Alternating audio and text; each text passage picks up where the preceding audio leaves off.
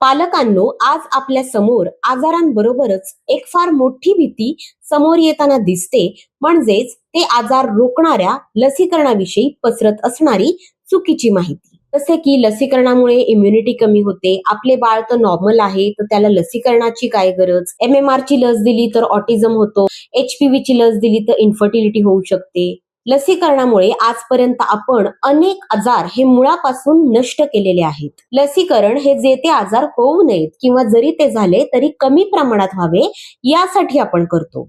कुठलीही लस वापरण्याआधी तिच्यावरती सायंटिफिक स्टडीज, सेफ्टी ट्रायल्स झालेले असतात. तर आज एक बालरोग तज्ञ म्हणून मी तुम्हाला सांगत आहे की कुठल्याही प्रकारच्या अशा थोतांड माहितीवरती तुम्ही विश्वास ठेवू नका. डॉक्टरांच्या सल्ल्याने केलेले आजचे लसीकरण हे बाळाचे वर्तमान आणि भविष्य सुरक्षित करू शकते. व्हिडिओ महत्त्वपूर्ण वाटल्यास तो जास्तीत जास्त पालकांपर्यंत पोहोचवा. धन्यवाद.